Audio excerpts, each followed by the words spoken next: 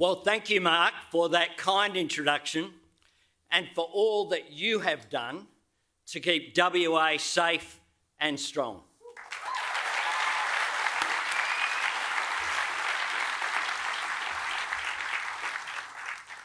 I look forward to working with you and all of our state premiers, including this bloke down the front here, Peter Malinauskas, who's here today and is already doing a fantastic job as the Premier of South Australia.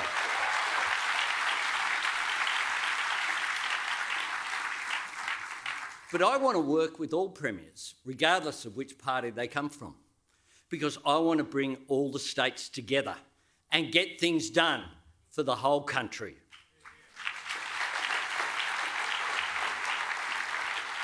My fellow Australians, in just 20 days' time, you can vote for a better future. You can choose cheaper childcare, stronger Medicare, and fixing the crisis in aged care.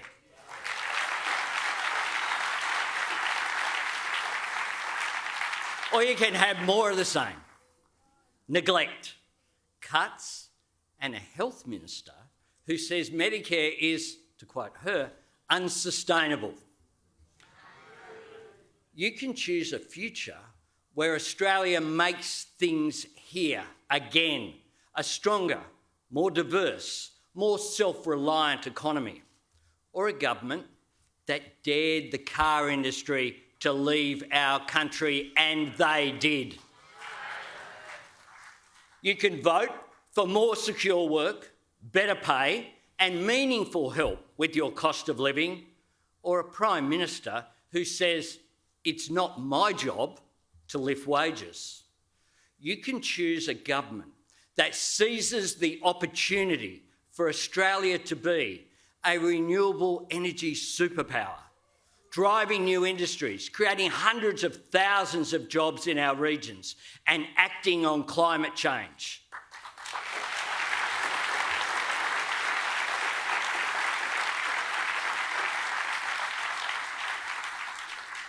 You can choose a government that recognises that national security is above politics and invests in cybersecurity, energy security, and real defence capabilities.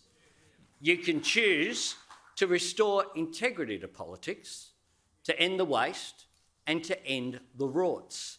And above all, you can choose a government that honours your values and rewards your hard work. A government that holds no one back and leaves no one behind.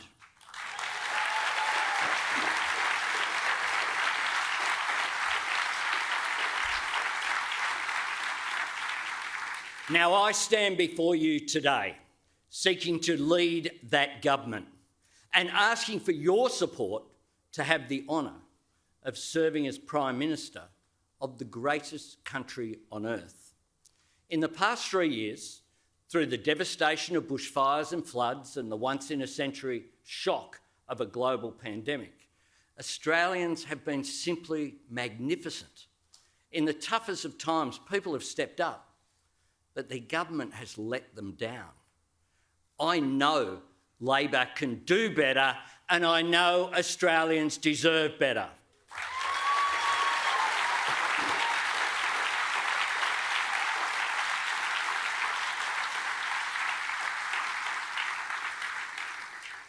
And if you vote for a Labor government on the 21st of May, the work of building that better future will start the very next day. My fellow Australians, as we gather here in the great state of Western Australia, on the lands of the Whadjuk people of the Noongar Nation, I am proud to promise that our Labor government will work with First Nations people to implement the Uluru Statement from the Heart in full.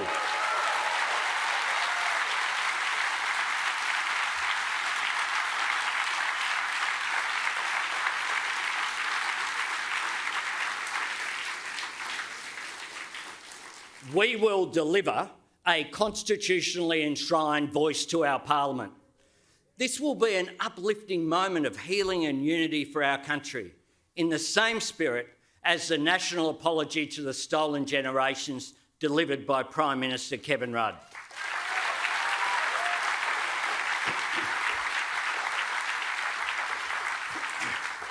And I do want to acknowledge two great Labor Prime Ministers here today, Paul Keating and Kevin Rudd.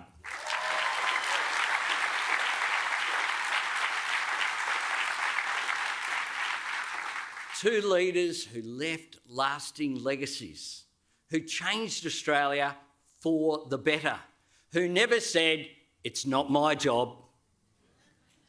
I also acknowledge all the Labor members and senators and candidates here, and those campaigning right around the country.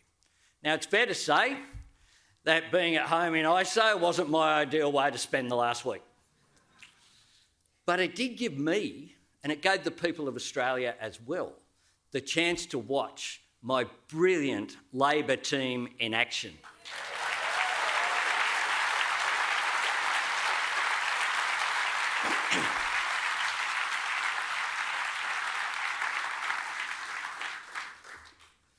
And I do have to confess, it also gave me a moment, just a moment, of sympathy for Scott Morrison.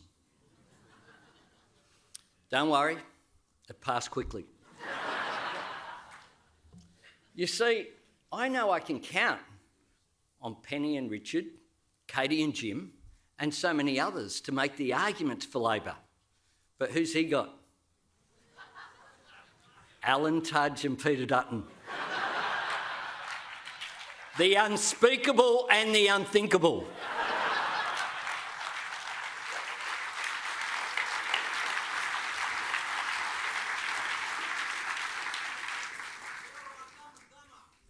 And then, of course, there's Barnaby Joyce. The inexplicable. So to all of my colleagues, thank you for your support and your hard work over the last 3 years. Yeah, give them a clap.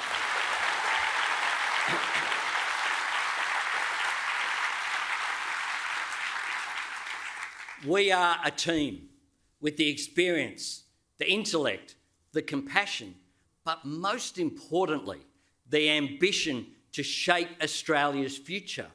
Because at the heart of it, that's what this election is all about, a better future for Australia.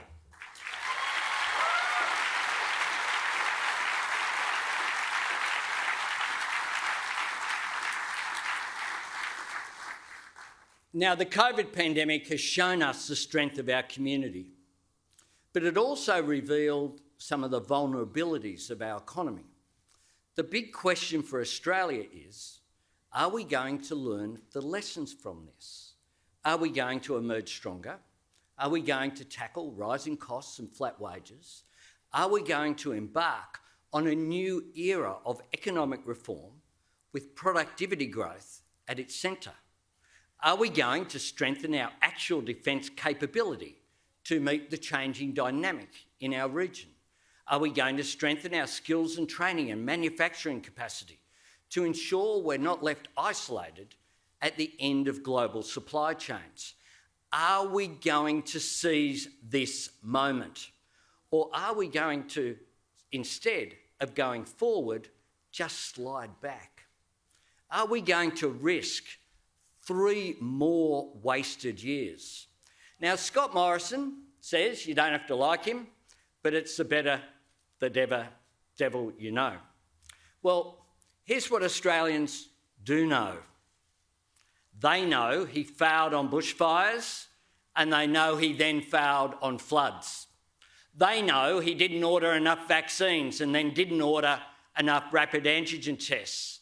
They know it's harder to see a doctor. They know aged care is in crisis. They know it's harder to buy a home and the cost of everything is going up, but their wages aren't. That's the devil you know. These problems didn't happen overnight. The government has had a decade in office, and in another 3 years, the problems that we need to fix will be even bigger. We can do better, but this is as good as it gets with this mob. My fellow Australians, Through the pandemic, our country enjoyed an extraordinary advantage. We could close our borders and seal ourselves off from the world. And there's no doubt that that was the right call, which is why I supported it. But let's be clear, that's just not an option for the challenges ahead.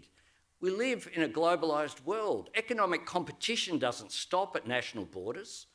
Climate change doesn't respect lines on a map. Strategic threats in our region cannot be quarantined. The foreign policy failure over the Solomons is proof of that. Australia, if we stand still, we will be left behind. If we don't shape the future will shape us.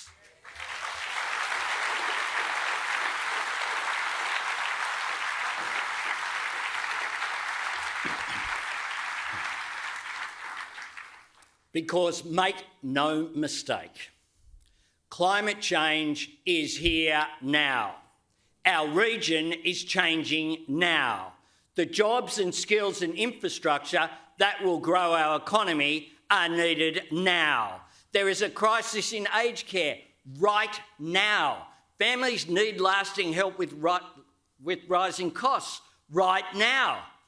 Australia does not have 3 more years to waste. And that is why the choice you face is so important. It's so urgent and it is so clear. Because at this election, only Labor has a plan to seize this moment for Australia. Only Labor has a plan for a better future. And today I want to talk about 5 areas that my Labor team and I will focus on as we build a stronger, more productive and more resilient economy. The first of these is our Powering Australia plan, which will drive investment in cheap renewable energy. It will create 604,000 new jobs by 2030. 5 out of every 6 of those will be in our regions. It will put cities like Gladstone in the engine room of a new wave of economic growth. It will mean cheaper power for homes and businesses. We will end the climate wars.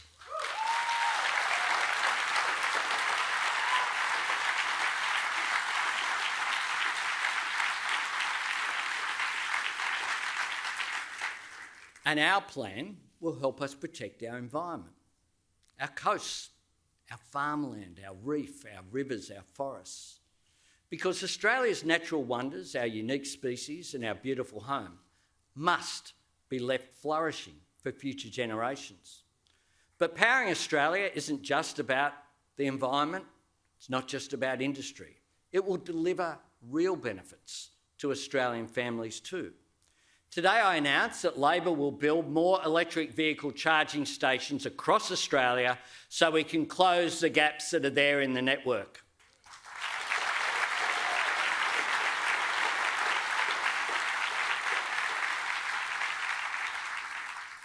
And that means you'll be able to drive an electric vehicle across the country, from Adelaide to Perth, from Brisbane to Mount Isa. Together with Labor's already announced electric vehicle discount, we'll make it easier and cheaper for your next car to be an electric one. Imagine a future where you don't have to worry about petrol bills. We can get there, but we need government to build the foundation for it.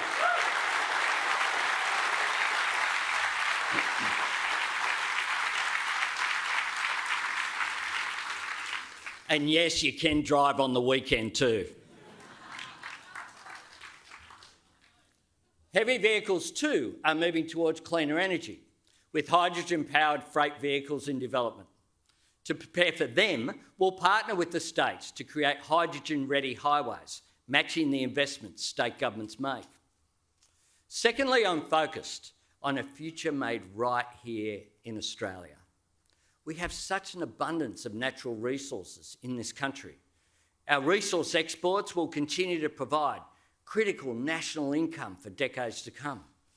But where possible, we need to do more than ship them overseas and import them back as finished products.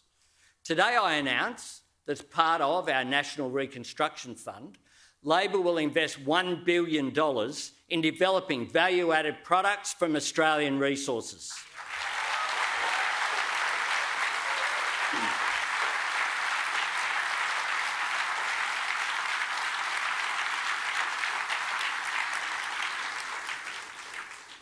We'll take resources like lithium and nickel, essential elements of the batteries that will power the vehicles of the future, and instead of shipping them to another country to make batteries, we'll have what we need to make them right here. And then we can sell them to the world.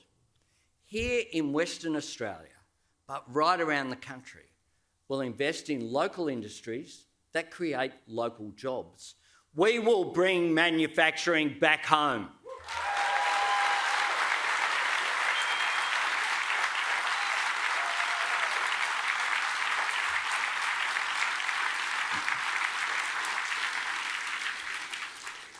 Now, just yesterday, I announced that a Labor government will partner with Premier Mark McGowan to deliver a new electric vehicle manufacturing facility right here, more than 130 buses for Perth, just for starters, and essential upgrades and charging infrastructure. It's a great example of how innovation and good planning can hit the sweet spot, creating local jobs and industries and reducing our carbon emissions at the same time. Contrary to the fiction being peddled by the Liberals and the Nationals, tackling climate change and creating a strong local economy go hand in hand. Thirdly, we will invest in infrastructure to boost productivity and create jobs. We'll improve regional roads and major highways. We'll invest in better rail for freight and for commuters. And Labor will ensure that more Australians have access to high-speed broadband.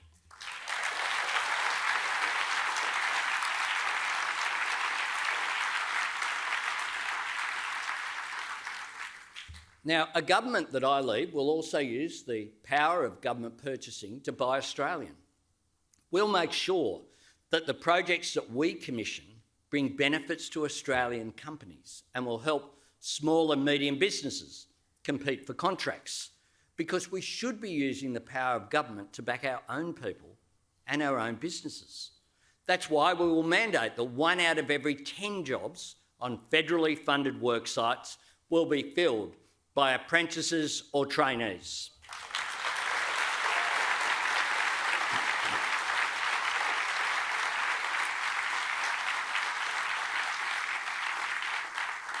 My fellow Australians, the 6 years that I had the honour of spending as Australia's first ever infrastructure minister were some of the most rewarding in my life, because I got to build things that are essential to a strong economy. Because in building things, you can see the power of government in action, making a real difference to people's lives. And you know that you're building to last, that the project that you commission today will serve future generations, just like Gateway WA and Perth CityLink are doing today. But under this government, nation building has been replaced by pork barrelling. Now, nowhere is that more disgracefully obvious than the $600 million allocated to commuter car parks, most of which have never even been built. Now, in some places for these commuter car parks, I'm not making this up, there wasn't actually a train station. No wonder it's known as the Pork and Ride Scheme. But just as with submarines, a huge bill with absolutely nothing to show for it. Now, Labor will put the focus back on nation-building infrastructure, using the Infrastructure Australia model that I created as minister.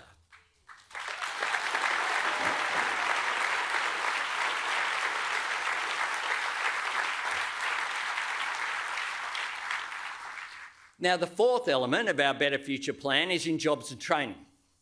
A Labor government will ensure a fair go at work extends to every Australian. Now, that means a fair day's wage for a fair day's work, a principle fought for by the trade union movement, which we celebrate today on May the 1st.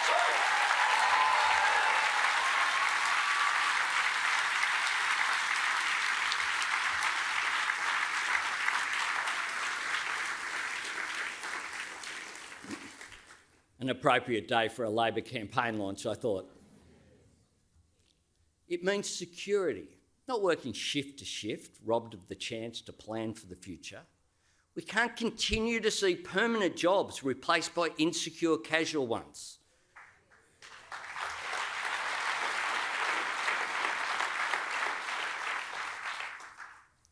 Your bills aren't casual. People who want secure work need to be able to find it again. I believe that one of Australia's greatest untapped resources is the full and respectful economic participation of women.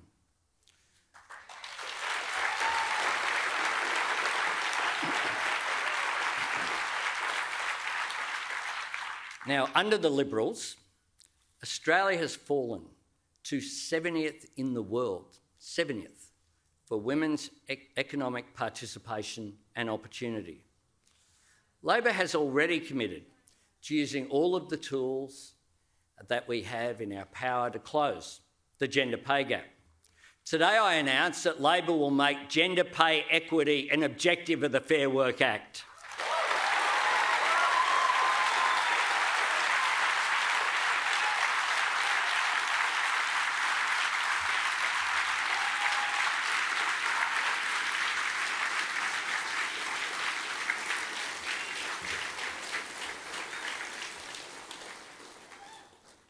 If you want to represent the whole country, best not to leave more than half of the country out of it.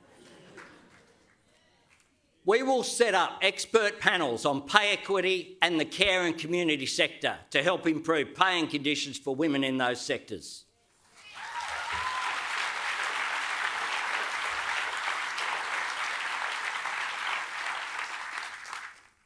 And I say this to people in this room, by those watching at home, that you all know that it was care workers who kept us alive through the pandemic.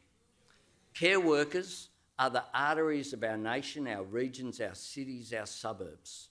We must give them the respect and give them the investment that they deserve.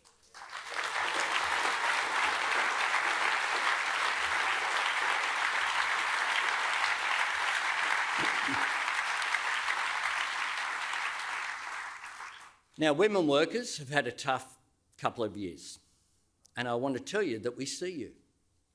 We see the work you have done, both paid and unpaid. We appreciate it and we value it. But we need to do more than simply thank you and applaud you. We need to fix the persistent structural barriers that prevent so many women securing decent jobs and careers and financial security over the course of your lives. That will be a key focus of a government that I lead.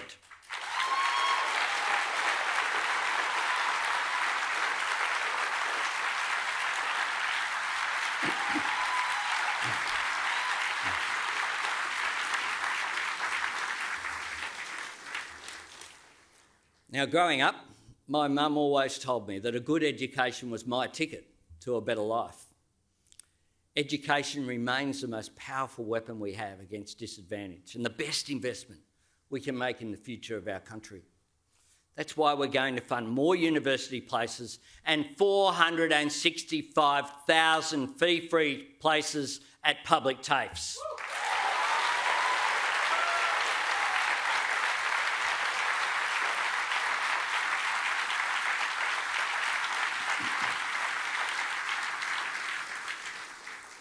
And we will create a new national authority, Jobs and Skills Australia, to ensure that the needs of the labour market can be met by Australians. A growing economy with more skilled workers for more good jobs. That's my vision.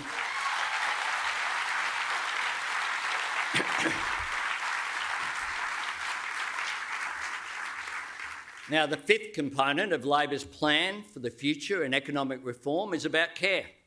Childcare, Medicare and aged care.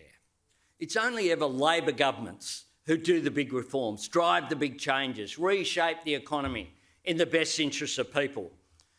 And we always do it by bringing people together.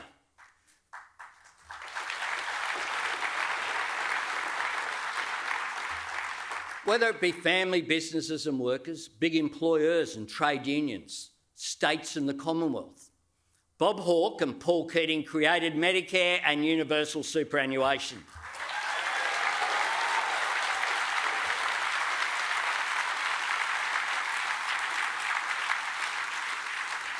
Kevin Rudd created the National Broadband Network.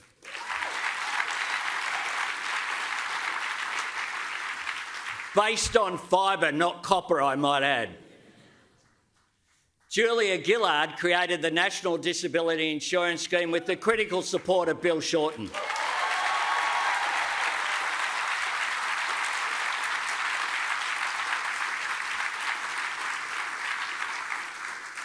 These great reforms stand as markers of a decent society. They speak to the best of Australia's values. But as the party of economic reform, Labor understands that these programs are about more than simply doing the right thing by people, because they are also the drivers of a strong economy. They boost participation and they boost productivity.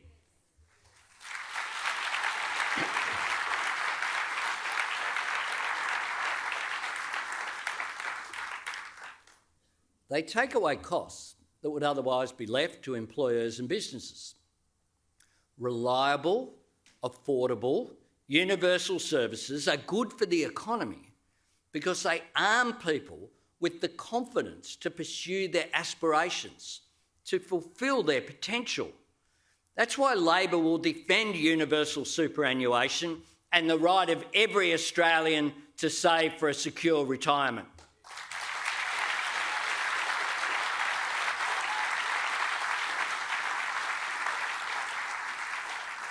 It's why we will stop the Liberals' unfair cuts to the NDIS.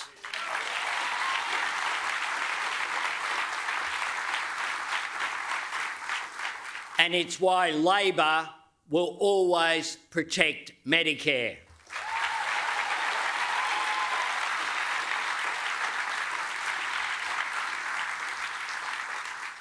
It's why a Labor government will invest in urgent care clinics across the country, taking pressure off emergency departments and making it easier to see a doctor.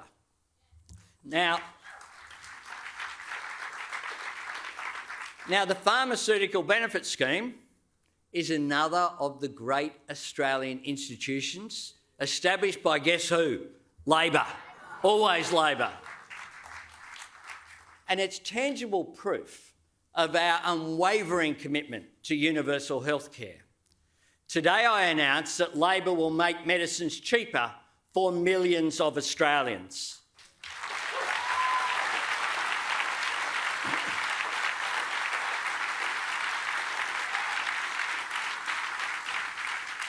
We will reduce the cost of medications on the PBS by $12.50, making them cheaper for general patients. This means the maximum price for PBS medicines will be just $30.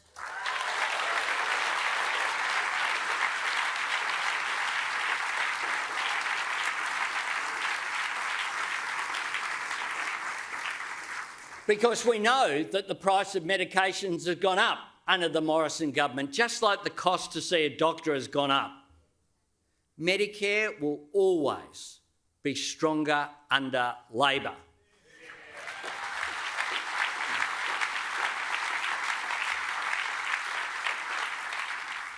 And if you vote Labor on the 21st of May, we will bring the principles of universal, affordable and quality service to childcare and to aged care.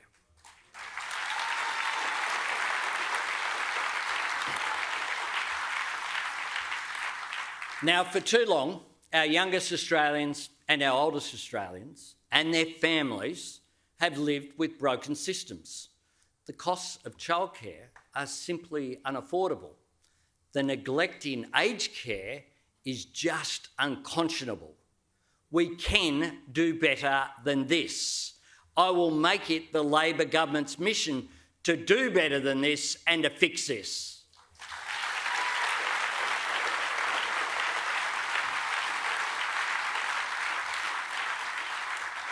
Our plan for cheaper childcare will make childcare more affordable for 96% of families. Meaningful, ongoing help with the cost of living for families, not one-off handouts that stop when the votes are counted. Good policy on childcare is about increasing workforce participation. It's about productivity improvements. It's economic reform, not welfare, that grows the economy.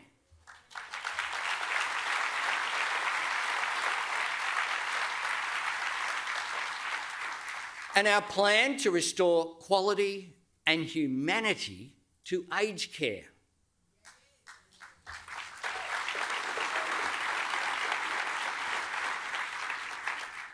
Older Australians built this great nation. You deserve dignity and respect in your later years, not neglect. The one-word title of the government's own interim Royal Commission report. Just think about that. Neglect. Neglect. More carers with more time to care. A pay rise for aged care workers.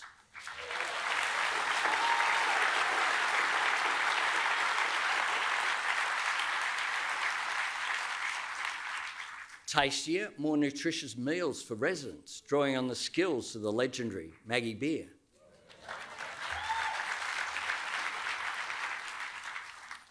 New accountability and reporting measures, so every dollar that we invest goes to better care, not bigger profits.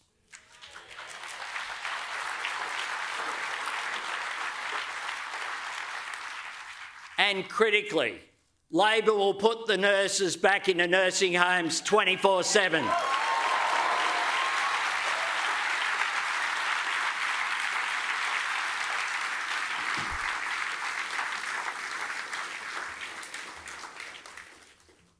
Now, in our debate the other night, Scott Morrison mocked this plan, saying, to quote him, "Nurses won't fall out of the sky."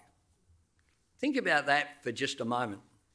You have a royal commission that he reluctantly established that has made these recommendations. That's where we got our policy from the recommendations of the Royal Commission.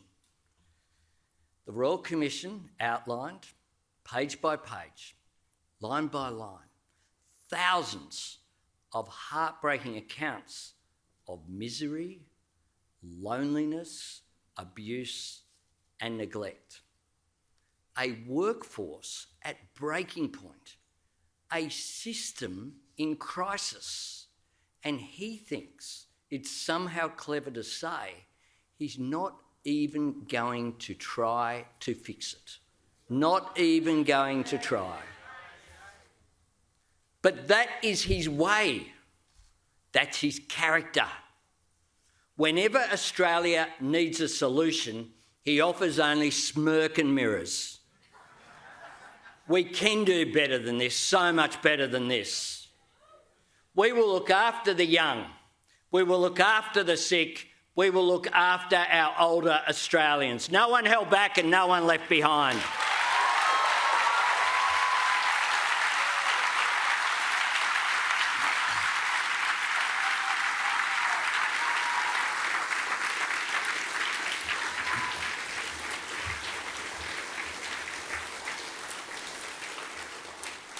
My fellow Australians, this is my vision for a stronger economy with greater opportunity, with new investments in Australian skills and jobs and manufacturing and energy, with a new commitment to higher wages and more secure work, with new support for better education and training, and new plans for cheaper childcare and decent aged care. This is the economy I want to grow and build for our country, and an economy that makes it possible for more hard-working Australians to live in the security of a home that they own. Now, I'm so proud of the housing policies that we've announced before today. Our Housing Australia Future Fund will build 20,000 new social housing units and 10,000 affordable homes for essential workers in the next 5 years, as well as new housing for homeless veterans.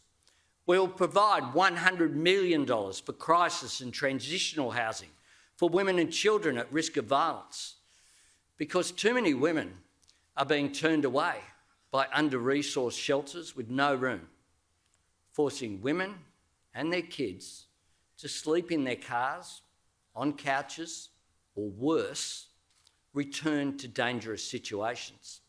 It happens every single night in this country. And today, I'm proud to announce a new policy that will reward the hard work and support the aspirations of more Australians. A plan to help more working families realise the dream of owning their own home. A plan that invests in Australia's greatest asset, our people, that helps put more Australians on the path to the life that they dream about. For too long, Australians who have worked hard have been locked out of the housing market by flat wages and rising prices, unable to even get a foot in the door, let alone their own roof over their heads. Parents I speak to say they don't think their kids will ever have the opportunity of home ownership that my generation had our parents encourage us to do. We can do better than this. A Labor government will create a new Help to Buy program, a national shared equity scheme that will provide an equity contribution from the Commonwealth for 10,000 aspiring homeowners on low and middle incomes each and every year.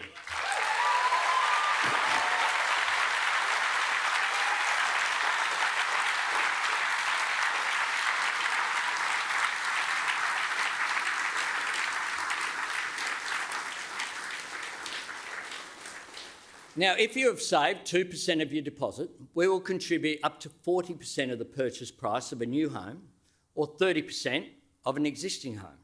Help to Buy will assist Australians to buy a home with a smaller deposit, a smaller mortgage and smaller mortgage repayments. An Australian Labor government will help you achieve the great Australian dream of home ownership.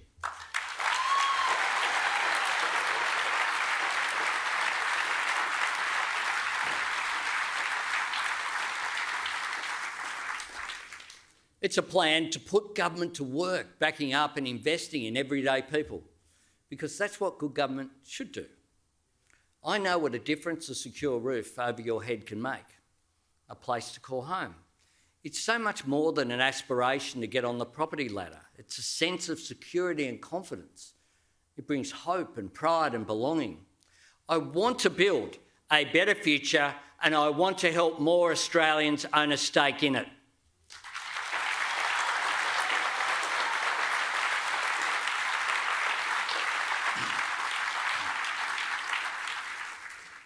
Help to Buy is exactly what I mean when I talk about an economy that works for people rather than people just working for an economy. But I know full well that housing affordability and security are not problems that can be solved by the Commonwealth Government alone. We need to work in partnership with government at all levels, local councils, state governments and the Commonwealth coming together and working with the private sector to put all the tools at our disposal to work. And that's why I'm announcing that Labor will establish a National Housing Supply and Affordability Council. Fixing land supply and planning will improve housing affordability and boost economic growth. The council will bring together state, territory and local governments to encourage land release and to cut red tape.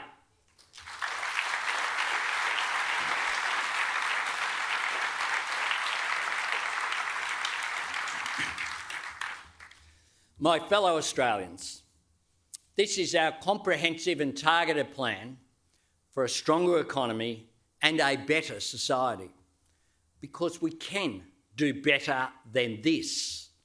Labor has real, lasting plans for cheaper electricity, cheaper childcare, cheaper mortgages, cheaper medicines and Medicare, and for better pay. We can do better than 3 more years of the government that's brought us skyrocketing costs of living and falling real wages. We have the worst inflation rate in 2 decades. Families are struggling, worried about the future. Yet Scott Morrison just keeps on scrambling from one photo op to another, boasting that the Australian people know who he is. Well, he's got that right. They don't think, they know.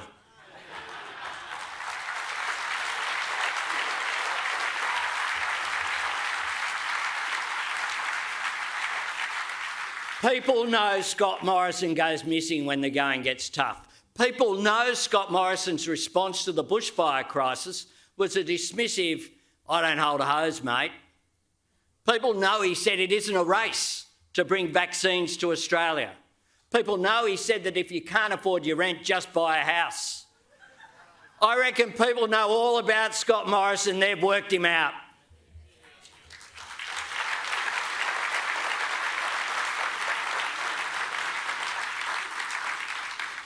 Australians understand that we can't bet our future on 3 more years of a Prime Minister who looks at every challenge facing our country and says, "That's not my job."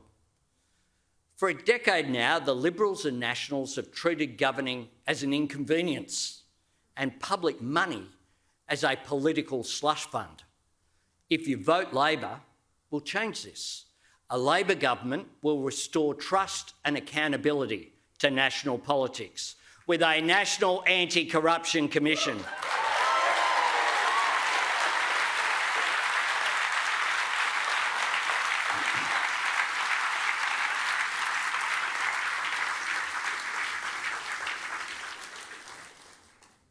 And I commit to this. As your Prime Minister, I won't run from responsibility. I won't treat every crisis as a chance to blame someone else. I will show up, I will step up, and I will bring people together. I will lead with integrity, and I will treat you with the respect that you deserve.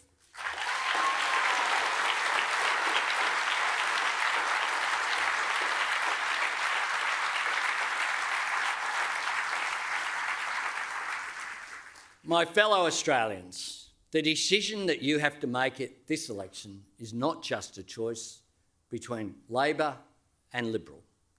It's a choice between shaping the future or being shaped by it. I know we have been through tough times.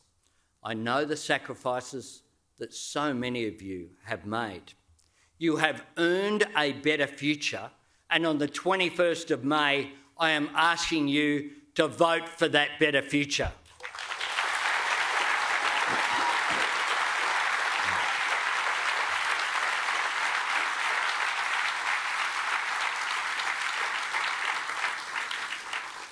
Vote for universal health care through Medicare. Vote for cheaper childcare and cheaper energy bills. Vote for secure jobs and higher wages. Vote for strengthening our universities and TAFEs. Vote for action on climate change. Vote for dignity and respect for older Australians. Vote for an Australia that makes things here and stands on our own 2 feet. Vote to keep our nation secure. Vote for an Australia that is confident and respected in the world. Vote for a country that celebrates our success as a multicultural nation. Vote for an Australia that recognises the great privilege of sharing our vast continent with the oldest continuous culture on earth.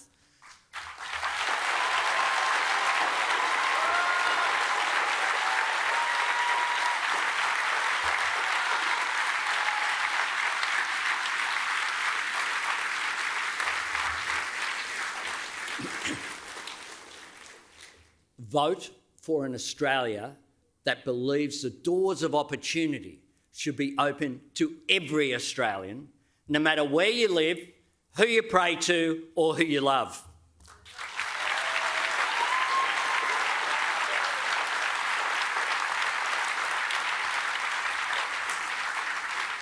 Vote for hope and optimism, not fear and division.